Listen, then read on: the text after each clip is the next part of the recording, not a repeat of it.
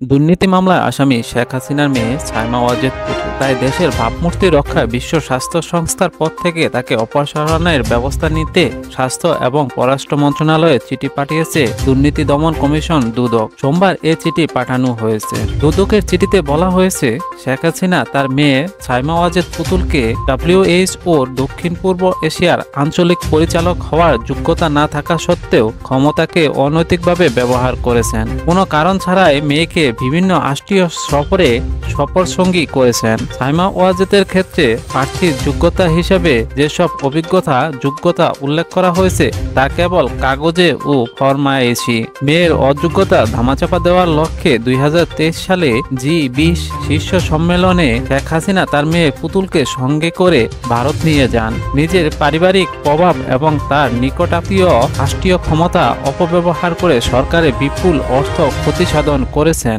এবং একই সঙ্গে তাদের কার্যকলাপ আন্তর্জাতিক পরিমণ্ডলে রাষ্ট্রীয় সম্মানহানির কারণ হয়ে দাঁড়িয়েছে। চিঠিতে আরও উল্লেখ করা হয়, দুর্নীতির আশ্রয় নিয়ে পুতুল নিজ নামে পূর্বাচল নতুন শহরে 10 কাঠা প্লট প্রয়াত সূচনা ফাউন্ডেশন নামীয় একটি প্রতিষ্ঠান খুলে বিভিন্ন সামাজিক ও ব্যবসায়িক প্রতিষ্ঠান থেকে জোরপূর্বক অবটনক আদায় ও স্বাস্থ্য ও পরিবার কল্যাণ মন্ত্রণালয়ের স্বাস্থ্য বিভাগের আওতায় আর্টিস্টিক সেলকে ব্যবহার করে ভুয়া প্রকল্পে রাষ্ট্রের বিপুল অর্থ আত্মসাৎ করেছেন। ফাউন্ডেশনের নামে উপার্জিত অর্থ জাতীয় আদর্শ বোর্ডের উপর অবৈধ প্রভাব বিস্তার করে করমুক্ত করার কথাও বলা হয়েছে চূড়ান্ত করা এই চিঠিতে। পুতুলকে অপসারণের অনুরোধ জানিয়ে প্রস্তাব করা দুদকের চিঠিতে আরও বলা হয়েছে, সার্বিকভাবে সাইমা ওয়াজেদ পুতুলের বিরুদ্ধে দুর্নীতি বিশ্বাসযোগ্য অভিযোগ রয়েছে।